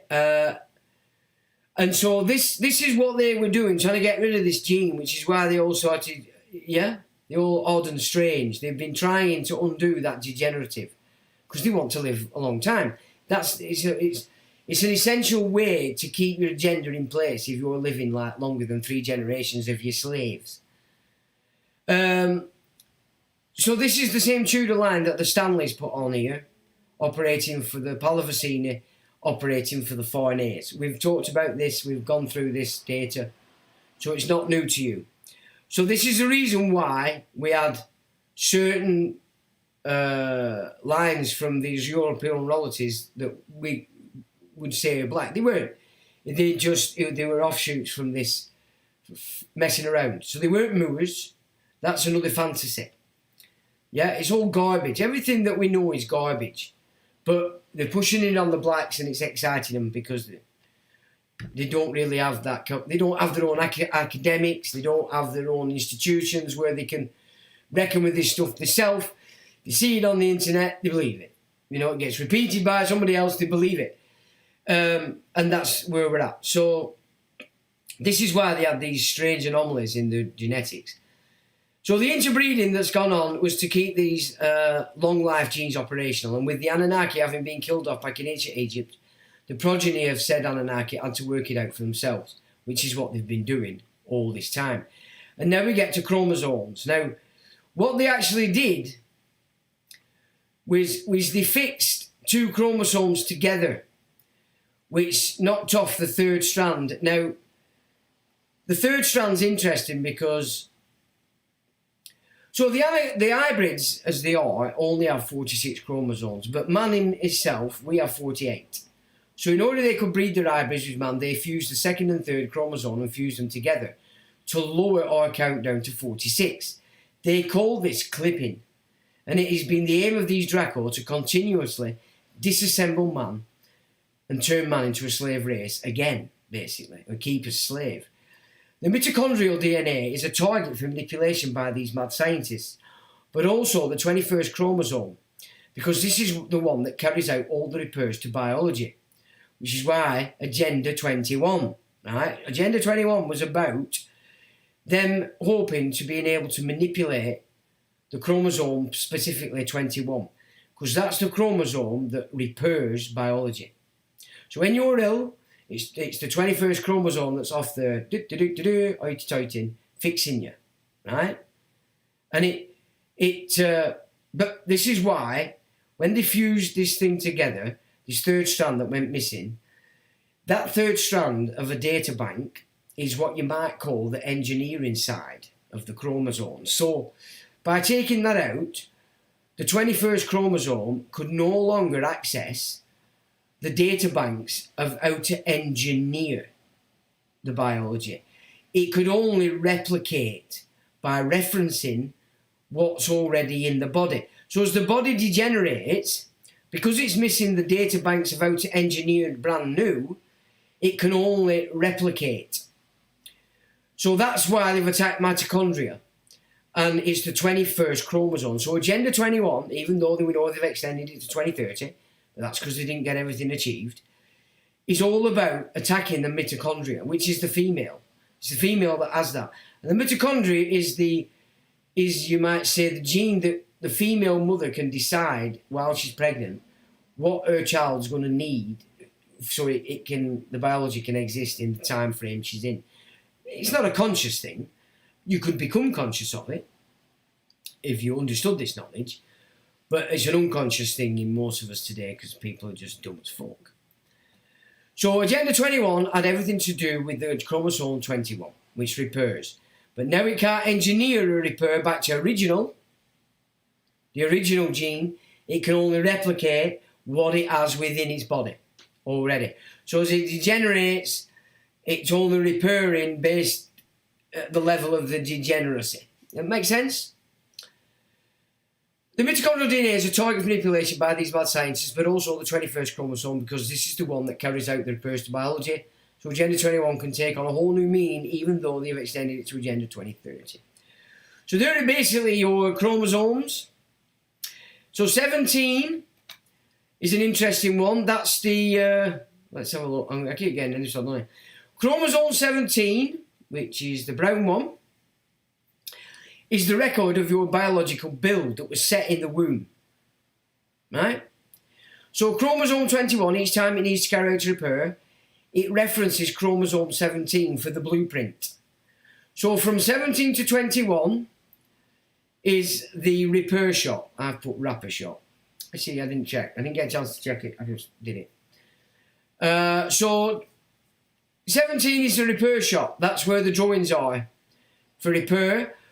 But the third strand, being the engineering shop, would give it the knowledge to back engineer it right back to the beginnings of its origin. That's what they took out.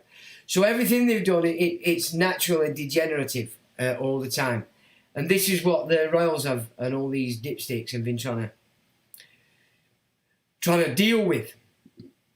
And the fact that these 8% of these that can spiritually ascend, in real terms, they're the ones that are going to pick up these new energies and shift the biology of this place outside the power of these fruit bats. That's what they don't want. That's what they're terrified of. Okay, and that's why they're attacking. That's why they're getting you to attack your offspring. That's why they're getting you to abort. That's why they're getting you to feed them shit. Everything they're doing is to get you to do it for them so that the kickback doesn't go to them. You've done it. That's what it's all about, folks. And you're all doing it.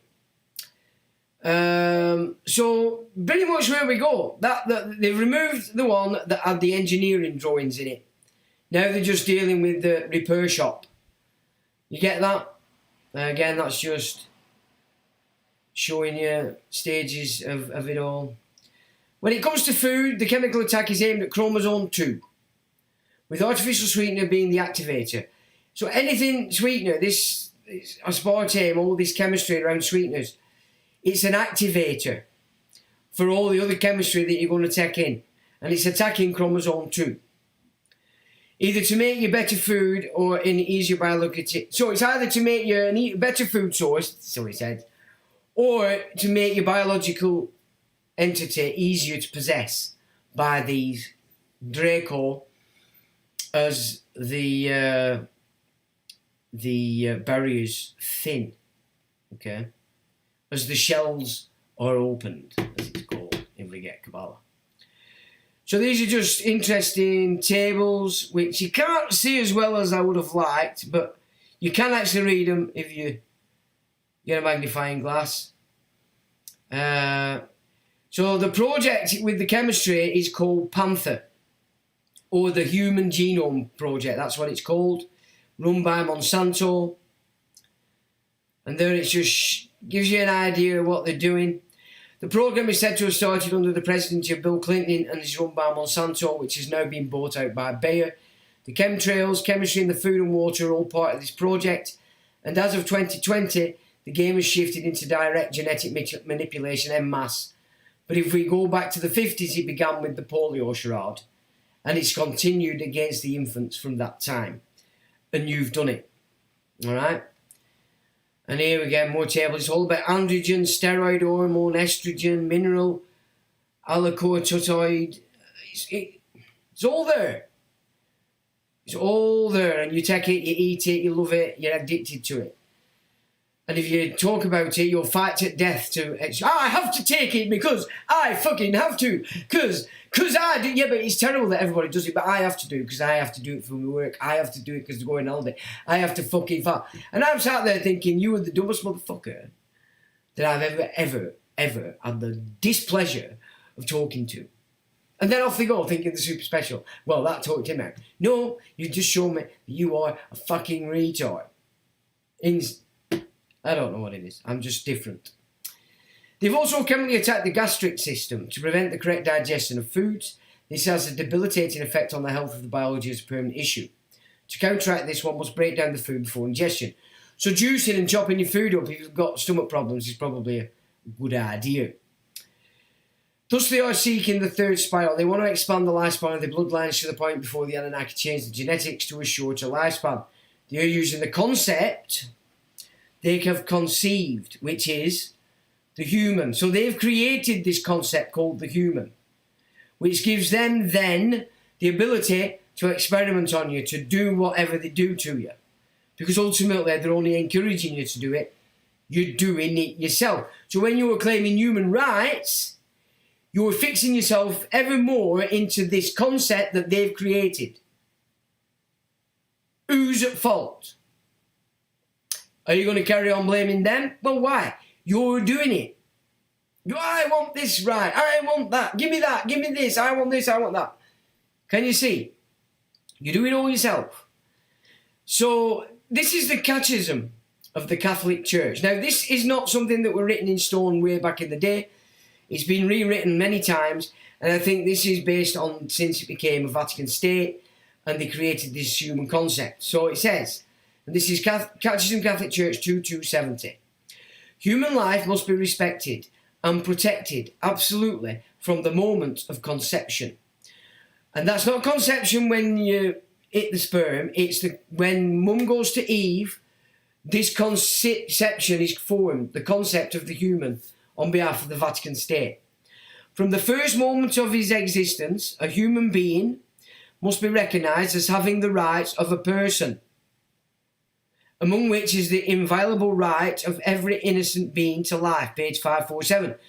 So the human concept must be a person. Are you digging this? So this is where the concept is. You want to be a human, off you fucking go. What have I said all along? You're man, male or female. You want to be person, off you go. You want to be a fucking human, off you go. You want to be a monkey, off you go. Chimp, I don't care. This is why it's important that you understand the language. But more importantly, the definition of the words that you're choosing and claiming to be. This is how they get you. You're doing it yourself. Now, theological perspectives in relation to that fact. Doctrinal statements. Many Christian denominations have official doctrinal statements regarding the unborn, which guide their approach to issues like abortion, fertility treatments, and embryonic research. These statements are grounded in theological beliefs about the beginning of life, the nature of human dignity, and the moral responsibilities of individuals and society. Ethical discernment. The Church engages on ongoing ethical discernment regarding new developments in medical science, such as genetic testing, stem cell research, and assisted reproduction. Church leaders often weigh in on these issues, offering moral guidance based on their understanding of scripture and tradition. Well, you're a fucking human. You're a fucking monster. You've no sovereignty. You're in sin. They're looking after you. They're telling you why they're doing this to you. They're into the science. It's their science. And there's a link to the full list of catechism if you want to read it. If you can be asked.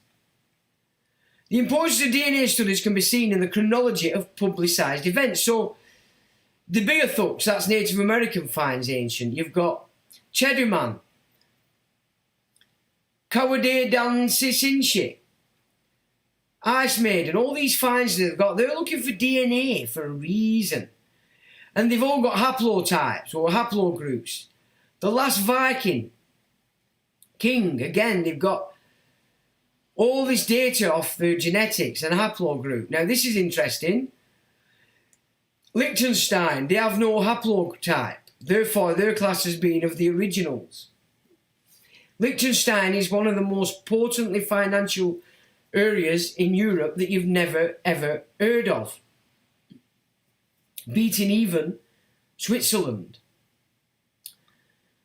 Luke the Evangelist, aka St. Luke. Again, they've found these things and they've got haplogroups. He had 2. This is what this... Oh, Cheddar Man, they've found it. This is what it's all about. Medieval mummy from Yang Yu. All goes back to this game of them chasing that longevity gene. And you are the experiment that they use to find it. You are their slaves that give them the sources, the finance and everything they need to keep doing it. Yeah, the whole game is them capitalizing on you. So that's a listing of that you can go through. Neanderthal DNA, again, everything, this is all what they're doing. And that's sort of an image of the 3 strand, the red being the missing. DNA should look like the image above, yep. So what is being said here is that although chromosome 21 can repair the body, because of the missing 3rd strand which holds the engineering library's databanks, the DNA cannot put itself back together correctly.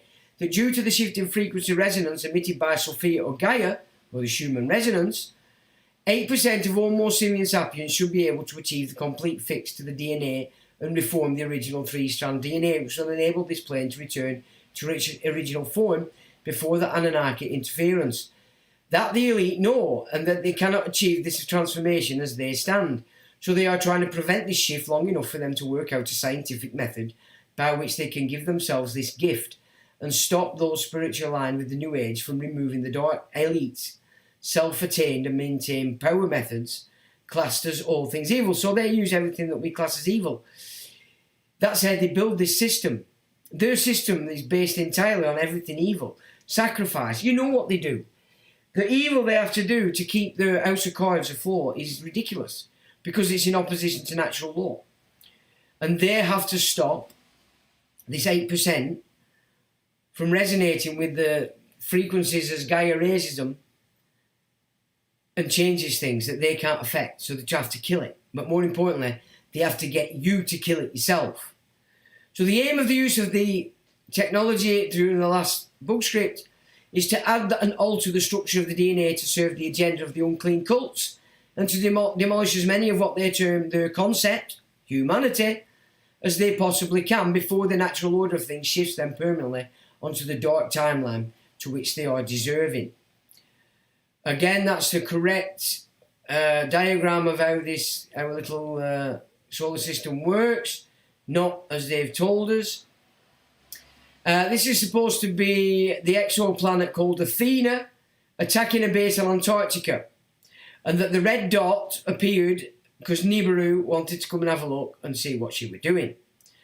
So that's her attacking. Is that her attacking there, or is that just her in the sky? I'm not sure. There's other ones where she's attacking this base. Them two there, she's attacking it. These are just other images. So these exoplanets are helping us so that these Draco cannot. So there at bottom right is said to be all the industrial cities underneath Antarctica that we can't see. Yeah, and there's its heat signatures. This is said to be the Mimas, no, not the Mimas ring, the Midas ring, which has something to do with earthly power being held by spiritual power. Something like the Lord of the Rings kind of thing. There you've got symbolism in Japan, and it's also on Mars.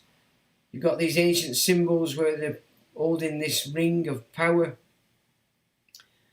The Midas ring it's called, and then you've got it in Babylon, the transferring of that ring of power from one bunch to another. History of the solar system, interesting is that. Just basically we've got just images that might be of interest to you. Climate evolution. These are supposedly some of the creatures of the dark side. The Archons are supposed to look like that. The Draco. So this is where Ike comes into play, I suppose. Let's have a look at that. Would its eyes look like that? They'd be slitted, wouldn't they? Tall whites, and they like to eat humans, apparently. You don't want to wake up one of them at the bottom of your bed. Supposedly, this is where all the presidents of the United States getting their orders. I'm not so sure. I think it comes from the city. Now, this is sort of a graph showing just what kind of races there are down here. So 30%, that's the big purple, are actually classed as human. You've got Syrian, Anunnaki, Pleiadians, artificial intelligence, clones, Orion robots and mechanical beings, angelic beings, Orions,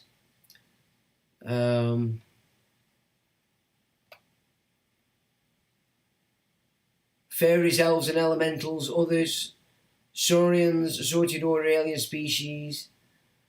Yeah, it's quite a mix, and that's in the US, the breakdown. What else is there? Oh, is that it? Oh, it looks like there's some missing. Yeah, there's some missing. I don't know what's happened there. But that ends that document. I'll put it up at the end. So you can have a good groove at it. But so that's our journey into the Twilight Zone. I don't know what you think about that, but it works in sync with a lot of stuff that we've talked to, whether it's correct or not, whether it's real, I don't know. But it's out there. Why not? Why would we not have a look at it and see? Blooming heck. Okay, can we catch up on what you said and then we can... look at that. Oh, yeah. Keep stopping doing. Oh, dear me. Oh, looks like we're getting attacked from all angles, chaps. Where are we? Where did we get to? Yep. Some claim that speak with the Galactic Federation. They do. Apparently we had a link to the Galactic Federation by the 13th star month, which they removed from the calendar. 13 moon cycles over Danny and Jason's show yesterday spoke of 13 astrology sign. Yes, figures. The rain 13 sign in the last galactic centre where energy is so much higher. The winter solstice 23rd December lines up to the galactic centre. The elites know we are too powerful, we are immortal. Yeah, but are we? Because everybody's thick. Look what they've all just done. Lorraine. We have the capacity to be, but we're certainly not at that level today. We trap ourselves here. Recently I've heard much more about the winter solstice and its importance. Dr. Danny says she was my case is not absolutely brilliant. I asked Claudio to look at her and Jason, resulting in Claudio doing Jason's chart as he gave away his born time and date. Talking about the experimental garden, maybe. The above link is for Dr. Danny on our case, explaining 13 months stories and zodiacs. Mind blowing. Well, it's not new. I'll email you when I connect on email or in. New pit, we'll have to meet up soon, but.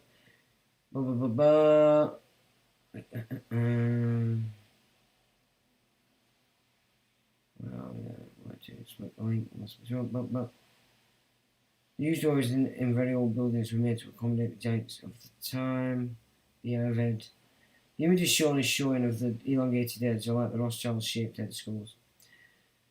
Patsy in Fab Beehive. Saturn and the... Well, yeah, weren't the 60s? They were all replicating that, weren't they? Saturn and the Rings. The elites worship Saturn. Tolkien wrote about the Lords of the Rings. Kieran Martin. How are we, Sean? Jarrett. How are we doing, Kieran? You mean Johanna Lumley? How you...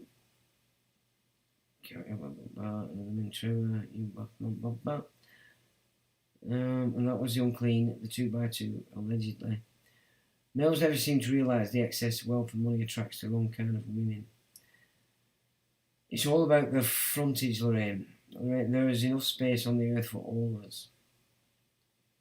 You're right about that. Money attracts the wrong kind of creatures, absolutely.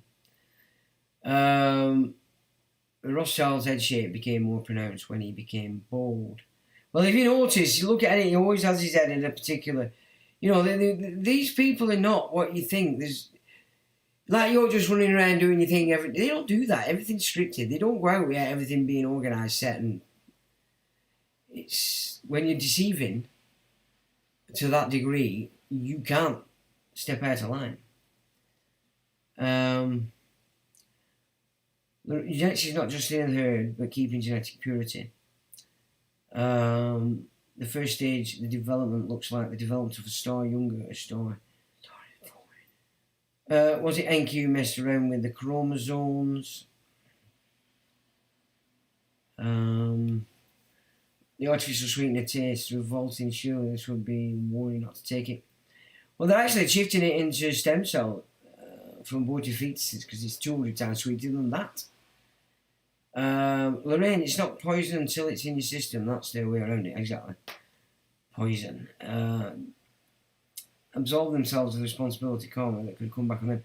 They don't absolve themselves, you absolve them by carrying it out. They just whisper in your logo. Until man realises that takes responsibility for everything he does, there's no change. I mean, I expose what I know, and you might say he's laying blame. No, I don't blame them. I don't get fooled by them, and I'm telling you what I know. There's a difference, you know. Most people wallow in it. Oh, what they're doing to us? Well, they're doing it to you because you're fucking letting them. You're letting them. And your mum and dad let them. Their mum and dad let them. Blah, blah, blah, blah, blah. It just passes on until you break the chain. You, as an individual. Nobody can do it for you. The Vatican man looking. Jeffrey Sachs, the Vatican's man looking. Long live personal rights. I know. That I would agree with, Sean. I got Detective Gene, HBLA 27, thanks school immunisation programme. Yeah, but, you know, why did you have it? I'd have kicked up a fuss and said, fuck that, I'm not having it, ma. Fuck you. I'm not doing it. But she didn't, man. She said, you're doing this at school, do you want it? I said, no. She said, right. So I never had them. Music frequency was altered from 432 to 440, another attack on our bodies. Biggie, rather interesting poses, Sean. Much more to think about looking into. Interesting stuff, Sean. Good man. Lorraine, Draco looked like something off Doctor Who. Interesting wise asylum chat. We have to own everything we have done. Do one's own shit. You have to own everything, otherwise you're always gonna. Just in the very act of saying, look what they're doing to us, you've given up complete and utter responsibility for self. You've done it in that one act thought. That one thought. Oh, look what they're doing. You've given up everything. You've given it up in that one sentence. The trouble is, there's millions and millions of other people who go, oh, come here, darling, what a shame. Whereas I'll go, fucking get a grip, wise up, stop fucking blaming everybody else. Take responsibility for your own shit. It doesn't mean you can't recognise what they're doing and talk about it. That's not the same as blaming. That's saying, this is what they're doing. But where it doesn't affect you is when you say, yeah, but I'm not fucking following it. I'm not copying it. I'm not fucking letting it bother me. Or I'm seeking a way around it. I'm trying to do this. I'm doing that. You know, on this exposure that I've been doing for so many years, my mother, for a long time, she said, you blame everybody. I'm not fucking blaming anybody, you crazy bitch. I'm saying this is what they're doing. I'm not blaming them. I'm saying this is what they're doing. I'm not blaming them for my experience. That's my experience. And again, you know, that's another fucking mindfuck people have about how they don't need to recognise it. You'll say, oh, you're always blaming somebody. No, I'm not. I'm telling you what they're doing. I'm not blaming them, you daft cunt. I'm saying, oh, that was a terrible word. I'm not blaming them. I'm saying that's what they're doing. Big difference. And most people switch it off because they go, oh, well, look at what you're doing. And I'm like, if you realise how thick you are, which you will when you die, everybody realise, you know, you can go through your entire life thinking you're the best thing since sliced fucking bread. But one day you're going to get past it all and go, what a cockhead I've been. And there's no getting away from it. You know, that's how it works. That's how it goes. Well, thanks, chaps. I hope it were interesting.